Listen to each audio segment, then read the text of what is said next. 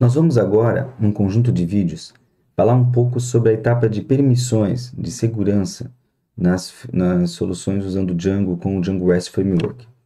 Nós podemos perceber que todos os exemplos que nós fizemos até agora, nós não precisávamos de nenhum tipo de autenticação.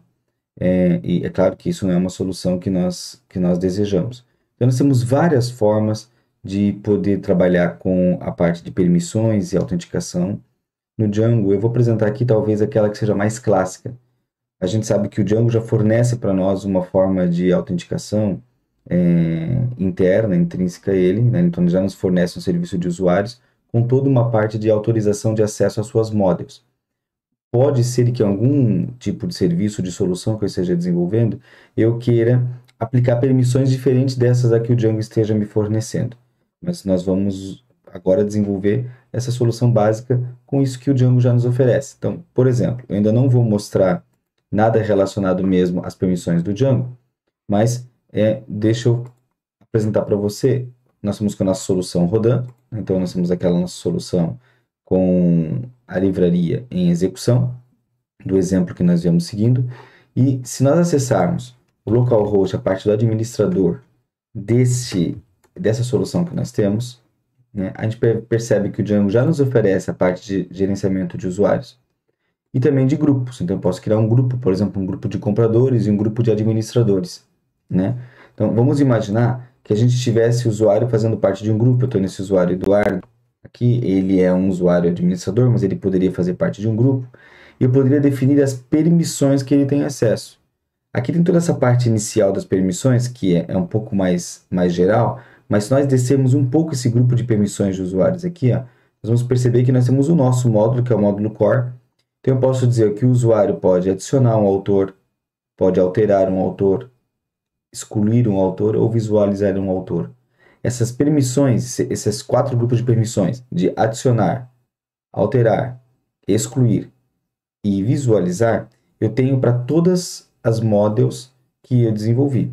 Então, por exemplo, eu posso adicionar, excluir, alterar, né, e visualizar categoria, compra, editora, itens de compra.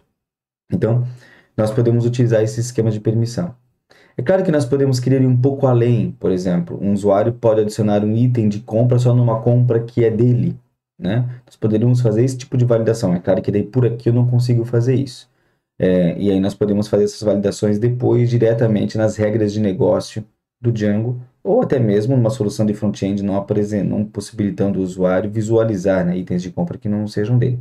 Mas seria muito bom que também nos endpoints essa verificação fosse garantida, né? Mas nós vamos agora fazer a configuração mais básica então das permissões do Django.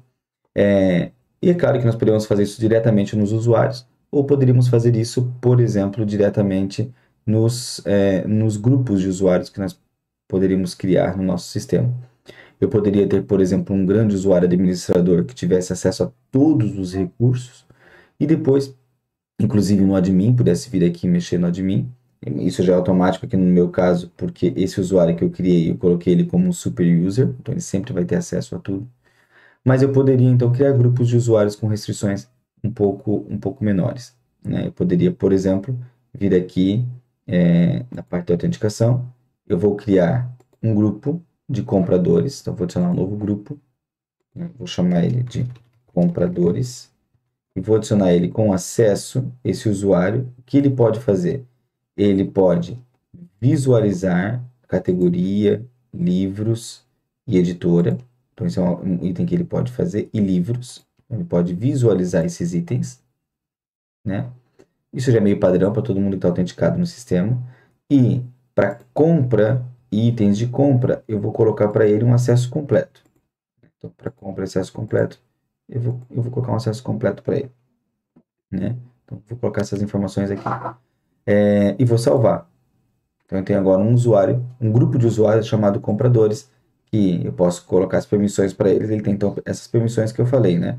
Ele pode visualizar compra, visualizar categoria, fazer todas as operações, autor e compra, e categoria, perdão. Em compra, ele pode fazer todas as operações. Em editora, ele pode somente visualizar itens de compra, ele pode fazer todas as operações. e no livro ele pode somente visualizar. Então, tem isso aqui como meu usuário padrão, né? Vou salvar.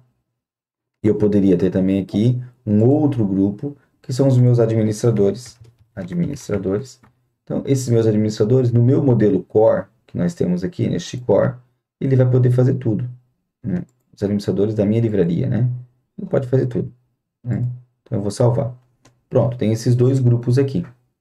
E depois eu posso adicionar usuários por esses grupos também, né? Então, eu posso vir aqui agora, na minha autenticação, nos meus usuários, eu vou adicionar dois usuários. Eu vou colocar aqui um usuário chamado admin1, com a senha admin1, e também essa é a senha, admin1. Vou adicionar esse usuário. Tem que ter o usuário, tem que ter um e-mail, né? admin1, livraria.com. Então, admin1 e admin1, vamos ver se ele permite colocar essa senha. Ele não permitiu, então a senha vai ser minha senha 1 e minha senha 1. Pronto. Então eu tenho esse usuário admin1, eu posso configurar ele aqui e ele vai fazer parte do grupo administradores. Prontinho. Então já tenho parte desse usuário aqui. Não vou colocar permissões por usuário, porque não é necessário, né? Eu vou colocar aqui, posso colocar um nome, um e-mail para ele, né? Então, um e-mail eu vou colocar igual ao do nome para facilitar, né? Prontinho, né? Não precisava ter um arroba aqui também. Ele não tinha permitido colocar o usuário antes por causa da senha, que estava muito simples, né? Mas eu vou deixar assim, prontinho, e vou salvar. Eu podia ter deixado só como admin aqui o usuário também, né? Então, nós vamos fazer essa correção aqui para facilitar, né? Esse admin, vou deixar só como admin1 mesmo. E vou deixar o arroba livraria no e-mail. Vou salvar.